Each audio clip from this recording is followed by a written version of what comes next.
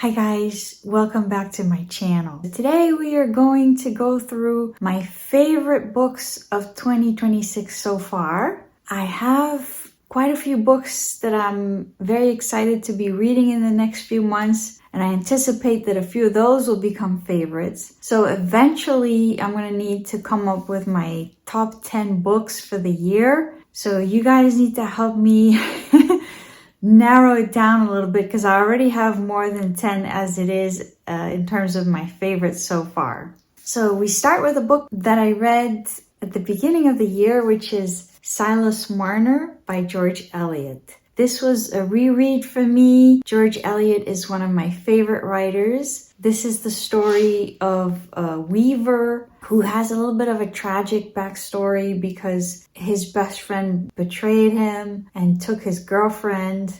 And so he moves to another village. And when he gets there, he feels like, okay, this is a new beginning.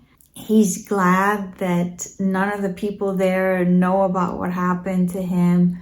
He doesn't know anybody at the new village, and he kind of wants to keep it that way. The bad experience he had has made him kind of grumpy and withdrawn, and he becomes kind of obsessed with just making money from his trade and accumulating that money. And then because of complicated circumstances, he ends up adopting a baby girl, and his entire life will completely be transformed from that point on. And George Eliot is very good at portraying village life and all the different characters and their relationships to each other and how social interactions evolve over time. I was especially interested in reading this now because I had recently read a nonfiction book about how the human brain works and how interactions between humans work. Like if you meet somebody who's depressed or who's negative, then you immediately sense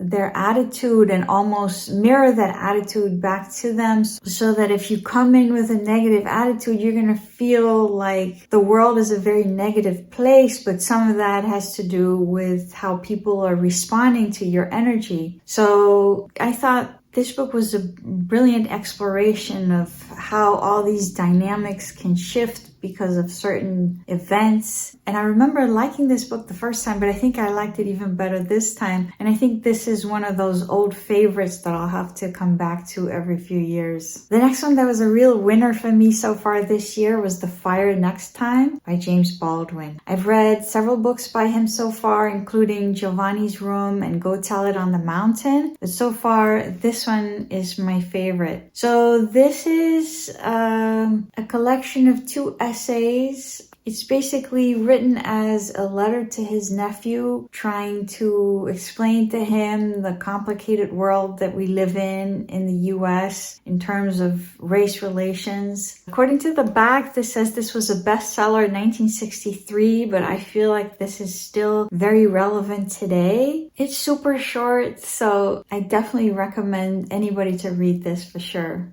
Another book that I mentioned in one of my other videos is Quicksand by Nella Larsen. I had read Passing last year, but I think I liked this one even better. This is the story of a young woman who's trying to find her place in society. She has a Scandinavian mother and a father from the West Indies. So she feels like she's trying to figure out where she belongs. And at some point she travels back to Europe and tries to reconnect to those roots. But wherever she goes, there's always this feeling that she doesn't quite fit in. And I think for anyone who struggles with this, they will relate to this book. This book is extremely well written. It kind of has a fast pace as well. You're inside of this young woman's head with all her thoughts and struggles and impulses. I just feel like in terms of writing style and structure, this book was just high quality. The next book that really impressed me this year is Look at Me by Anita Brookner. I had read Hotel du Lac by Anita Brookner, and I bought 2 more by her. There's something about her style that really stays with you. So this book is about a young woman who works at an art library. Her mother has recently passed away. She's kind of torn because part of her is grieving her mother, and she's living in the same place where she lived with her mom. So all the furniture is the same and everything is kind of old-fashioned. She feels this sense of loss and loneliness and wants to kind of cling to the past in some ways, but then in some ways she's also looking forward to somehow breaking free from her old routines and finding new adventures and new friendships. So she gets involved with this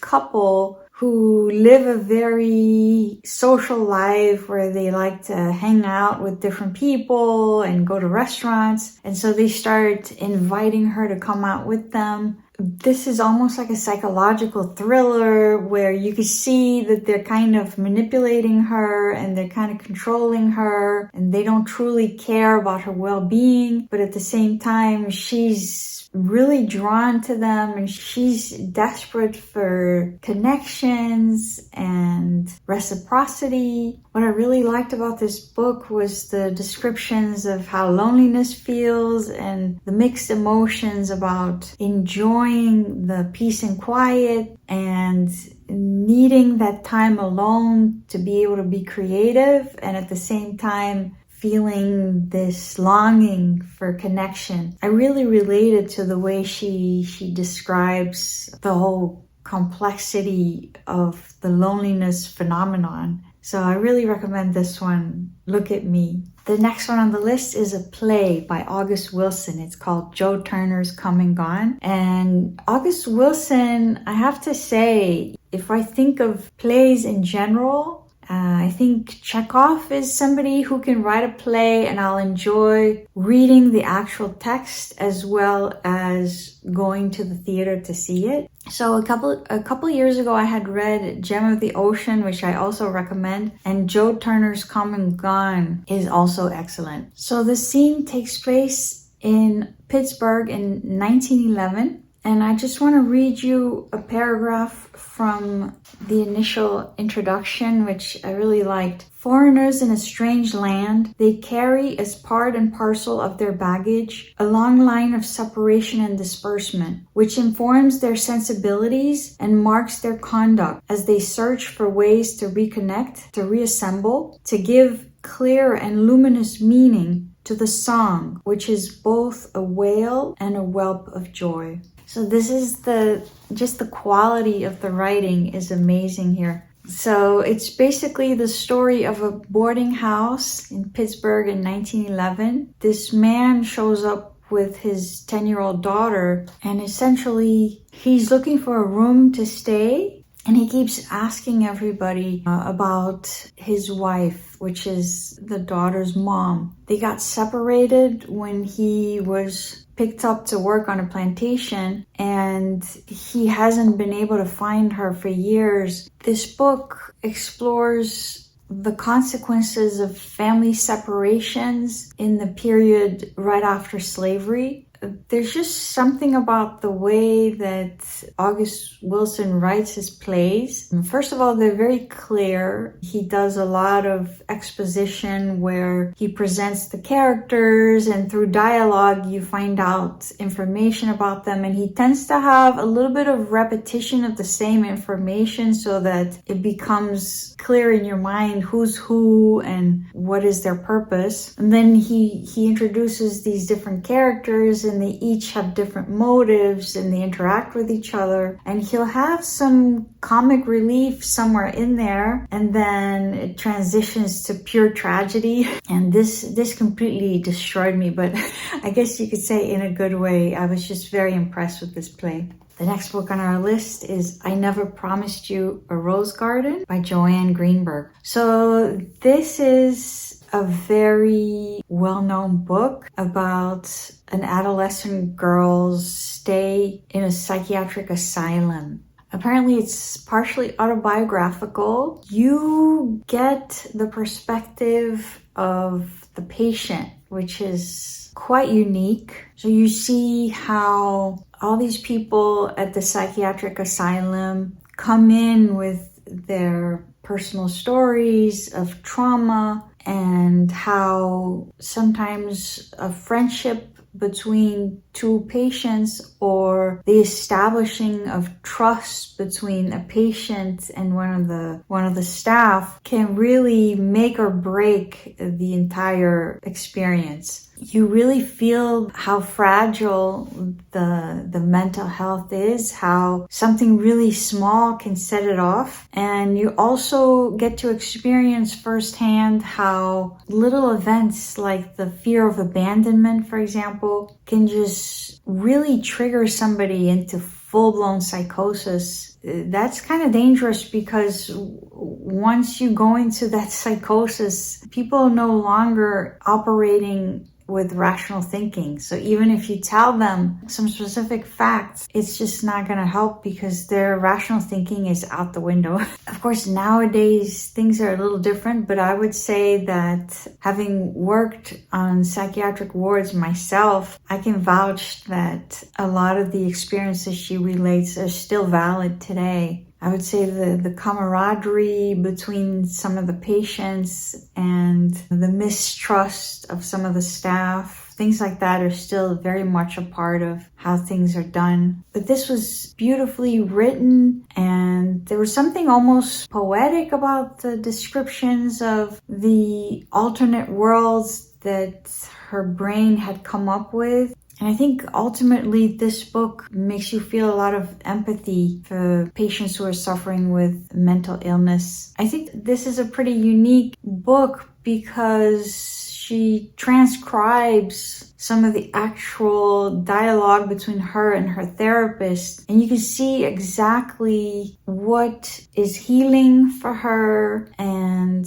what is triggering to her based on those sessions. And I think that's precious information for anyone who's dealing with mental illness, either with respect to themselves or to a loved one. The next book on the list is The True Heart by Silvia Townsend Warner. So this book was the book that I had to read right after the Joanne Greenberg book because this book was so powerful that it almost pushed me into a reading slump. When I was looking at which book I was going to read next, I couldn't find anything that would quite fit my mood because I was clinging to this I was clinging to this mood of the teenage girl in distress, and I didn't want to leave. So this book helped me because it's about a teenage girl who just graduated from a school at an orphanage. And so somehow that helped with the transition. So I went from the asylum to the orphanage. So this is the story of Suki, and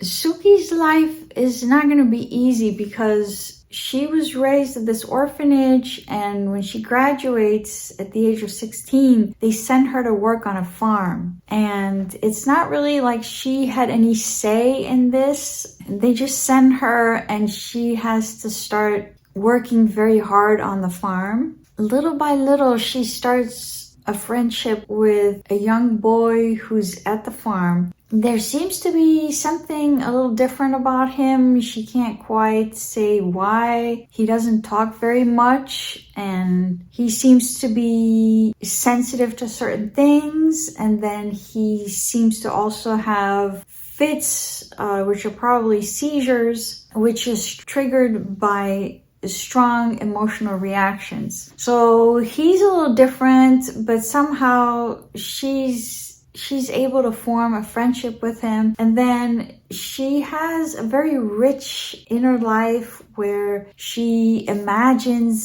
situations and she plays out different outcomes in her head. She's also somebody who will form friendships with animals and trees. So there's something a little different about her. And she goes into the world full of hopes and dreams. The way this book is written is just something very spontaneous about it and totally different from anything else you've read before. I was bracing myself because I thought, oh my God, she's so naive and innocent. People could easily take advantage of her. But this book is a little bit like the opposite from what you would expect.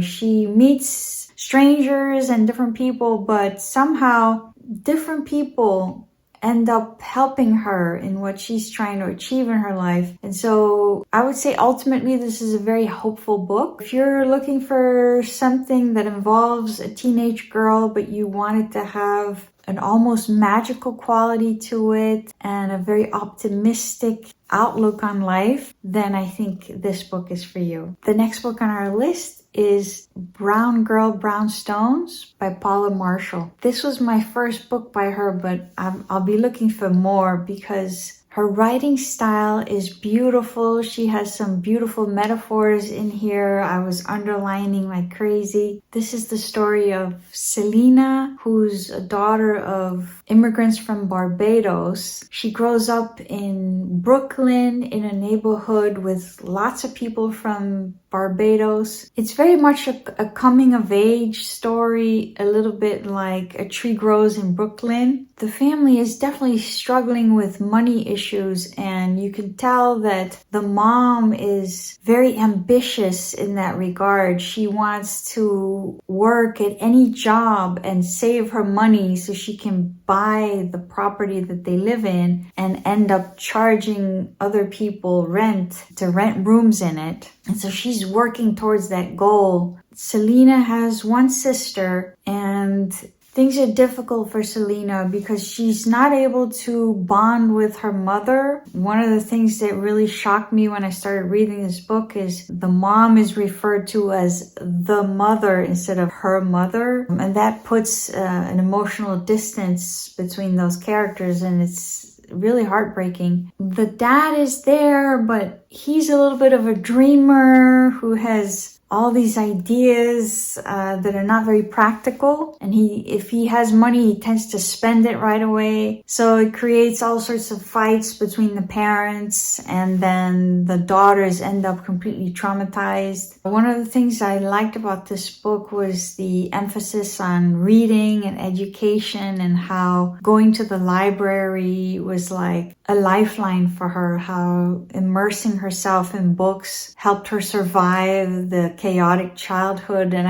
I really like that aspect. I think a lot of us can relate to that. Now, towards the end of the book, the story kind of accelerates because she starts to encounter racism. And so now that I've read this book, I feel like I've come one step closer to understanding how racism impacts society. So I highly recommend this one, Brown Girl, Brownstones. The next book on our list is Le Grand Monde by Alain-Fournier, which in English is called The Lost Estate. This book is the story of a teenage boy whose dad is the teacher at the local village. And so he grows up with this routine of his dad being the teacher, and they live at the school. And one day there's a new student that comes to the school. The book follows their entire friendship and all their adventures. And it's a book that just feels like strong nostalgia. Just like if you're looking back at your life and reminiscing about those years that you had this intense friendship with this person, and how life used to be and what you used to do in the summer, how everything turned out in the end. So if you're in the mood for descriptions of the changes in the seasons and friendship and a deep, deep nostalgic feel, then this is the book for you. The next book on our list is The Autobiography of an Ex-Colored Man by James Weldon Johnson. So this book was very interesting. Actually, this author has an actual autobiography where he talks about his life, but in this book, this is a fictional autobiography. So I didn't know this at first. I got all confused because I was reading about his life and I was noticing a lot of discrepancies between this story and his life, but now it makes sense. So this one is the fictional one. So it's the story of a little boy. He's biracial because his mom is black and his father is apparently this white guy who,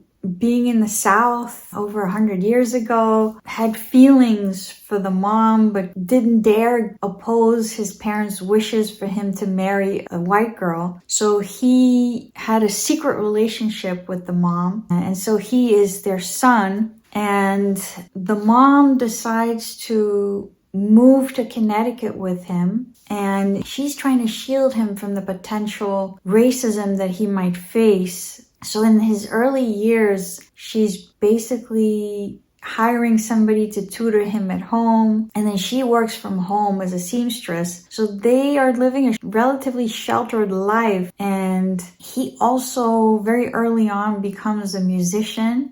They have a piano and he goes to piano lessons. So then when he starts going to school, things get confusing because he quickly realizes that he's gotten a pretty good education at home, so he's ahead of his peers at school, and his teachers are proud of him. But then it comes to the point where he encounters racism, where people are using the N-word and categorizing him as black, and it's a very painful realization for him because his sheltered early years didn't really teach him anything about the harsh realities of the outside world. So when he starts going to school, all of a sudden, all of that starts to happen. But somehow he's able to make some friends at school. And then the novel goes into all the different things that happen to him. And he just goes from one job to the next job, and all sorts of adventures happen to him. At some point, he's working as a musician and he travels to Europe. You read about all his impressions of Europe and how Europeans see the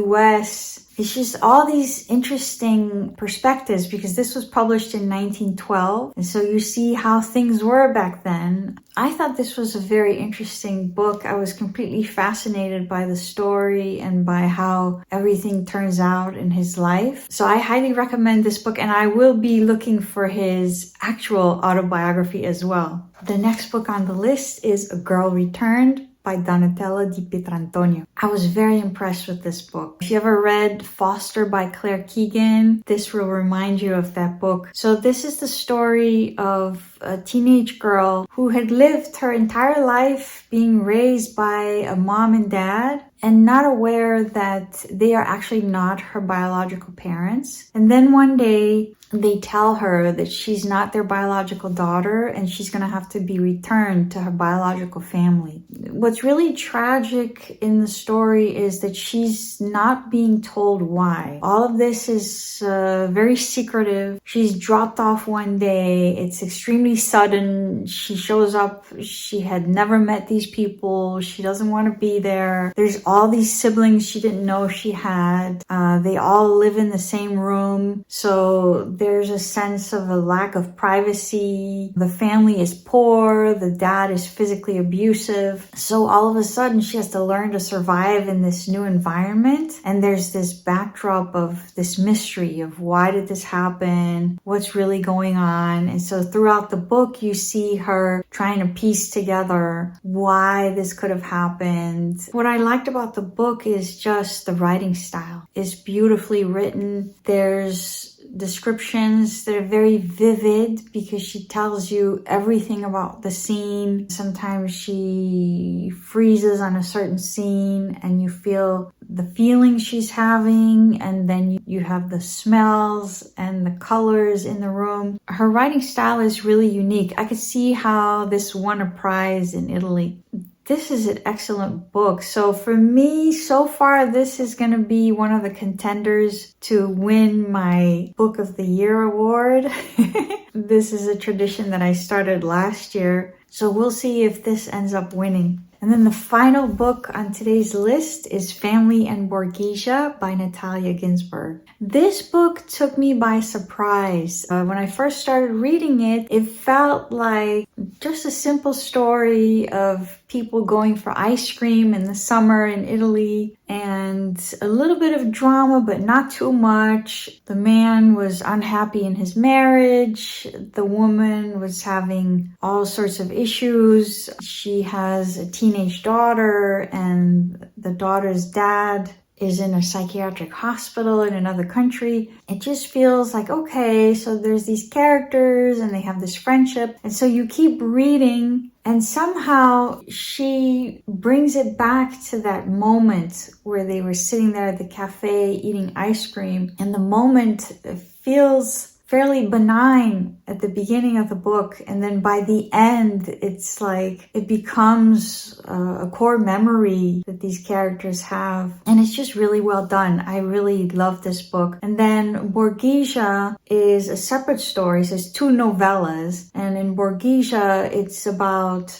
this woman who finds herself in a strange living arrangement because her husband passed away, and so the husband's brother owns this duplex, so he lives upstairs and then she ends up living downstairs, and then her daughter and the daughter's husband live next door. So you follow these characters and all these different things happen to them. But somehow the way she writes it, by the end of the book, you get a feeling of nostalgia because she goes back to how things were before. It just makes you reflect on the passage of time and how things and relationships evolve over time. I ended up really liking both stories. So surprisingly, which I didn't expect this to blow me away the way it did, but it really did. So I'm adding this one to my 2026 favorites so far. So that's it, guys. I will put links to the books in the description box. Please let me know in the comments what you would consider your favorite books of 2026 so far. Till next time,